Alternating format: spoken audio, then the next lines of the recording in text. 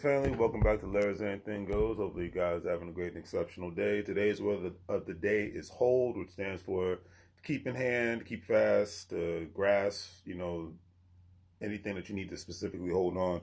I chose this word today because I'm listening to the podcast of Earn Your Leisure, Harper, and he talks about the ever importance of holding on to family businesses, the importance of holding on to real estate, the importance of even holding on to asset classes like cryptocurrency, like stocks, like bonds. The list goes on and on.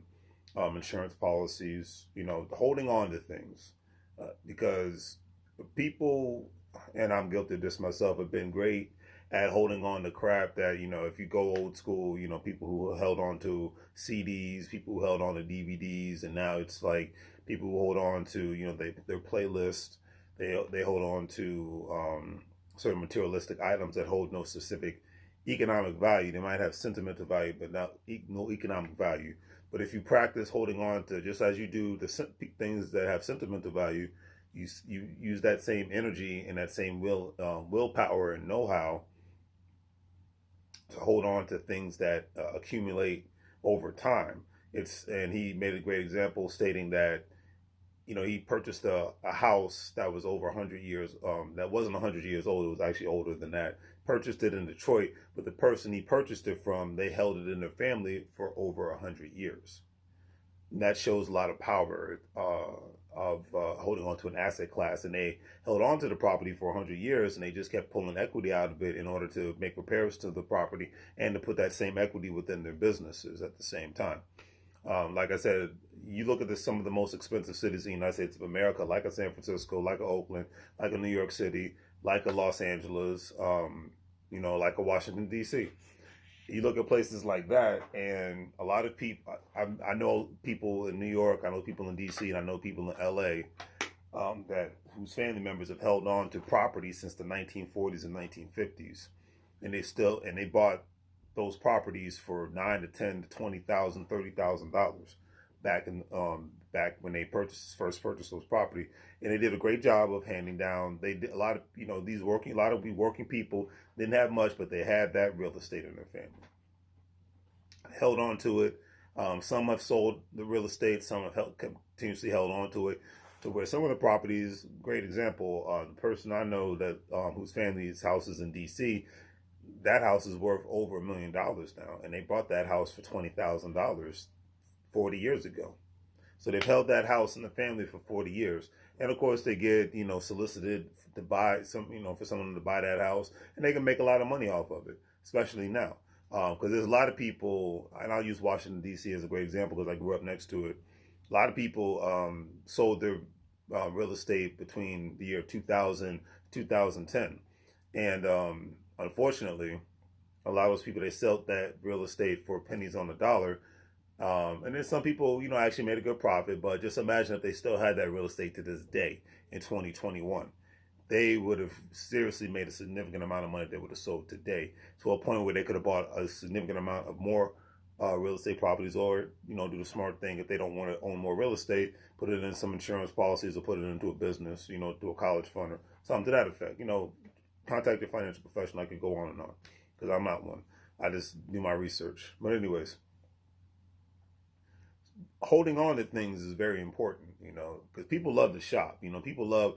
Remember, I don't care, and I don't care whose feelings I hurt on this one. Just because it's on sale doesn't mean you need to get it when it comes to buying things and whatnot, because that's just how people get you to come in to the store, whether it's a brick and mortar or online.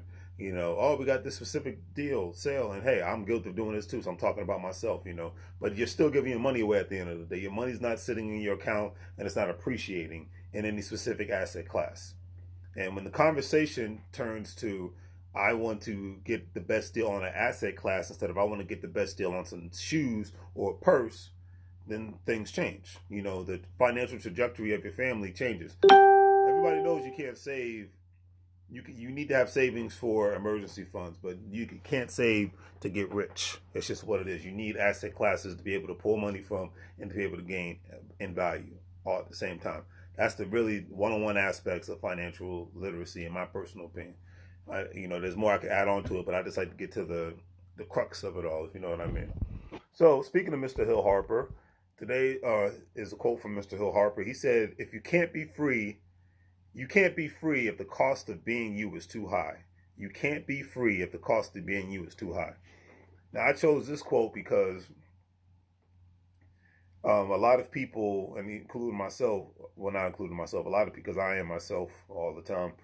A lot of people are so desperate to have a job, or so desperate to have a friend, or so desperate to be in a relationship that they won't be themselves, and they pay a high cost of holding who they truly are, until I always say they're going to explode like a volcano eventually, because they can't truly be who they are. They can't truly express who they are.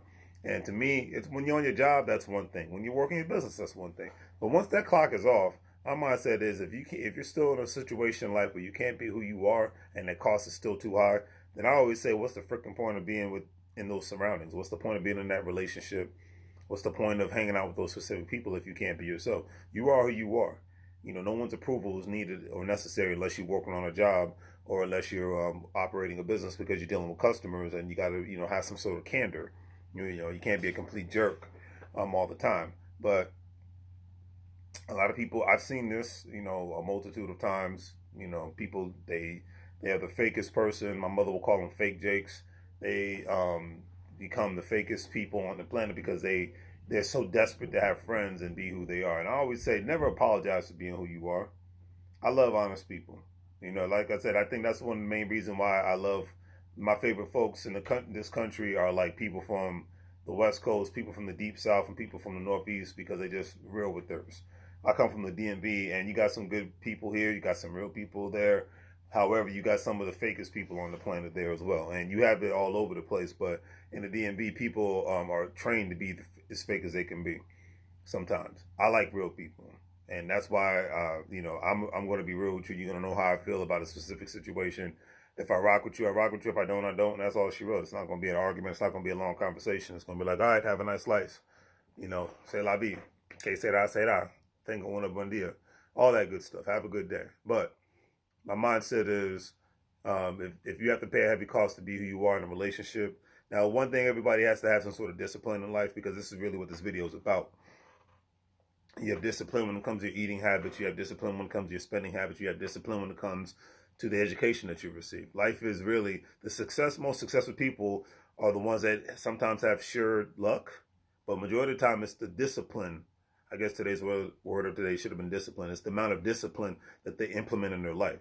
You can't be disciplined if you're always watching Netflix. You can't be disciplined if you care about what's going on in the NFL and NBA more than anything else. You can't be disciplined if you're laying on your butt all day. We're in the holiday season now, and a lot of people are going to do their best to lay on their butt and be on their cell phones.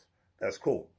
However, don't spend 7 to 8 hours doing that. Contribute something to your life outside of work, outside of your family, because a lot of times life goes by fast, period. This year has gone by fast. It's halfway over with.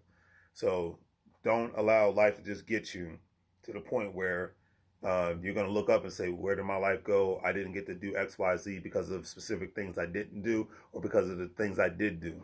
A lot of times it's the things that we do that hurt us the most. So that's it. It's turned into a little bit of a rant, but I think, and I myself, I'm learning discipline more and more every day when it comes to financial reasons, when it comes to health-wise. I've been trying to take my health more seriously. Discipline in regards to who I associate with, because that's the main thing. Mike Macklin said this the best, and it's true. You cannot become successful in life without people around you, whether it's your job or whether it's a business. You have to have the right people. You have to have the right connections. And a lot of times with us, especially living in the digital age, especially with us having the pandemic, a lot of us got more used to not being around a lot of people. We might have connected online, but as far as making real connections to where we're constantly engaging with one another, we didn't have that. So moral of the story is, I implore everyone to continuously make connections with people. If somebody's trying to connect with you on a business level, hear them out. Don't think everything is a scam. My mindset is, don't worry about anything until you got to put some money down.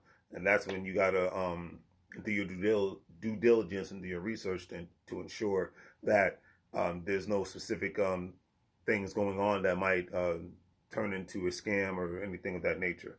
So hear people out. Everybody's making money. Everybody's doing business.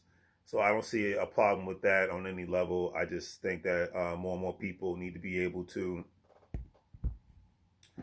I think more and more people need to just be able to connect with the right people and go from there. And just remember, just because somebody's inbox you doesn't mean they're trying to do something crazy with you. Sometimes it's something genuine. People inbox me a lot of times, and I'm like, "Hey, how you doing?" Okay, they give me the business pitch. I listen to it. If I'm interested, I'll go forward. If I'm not, then I'm not.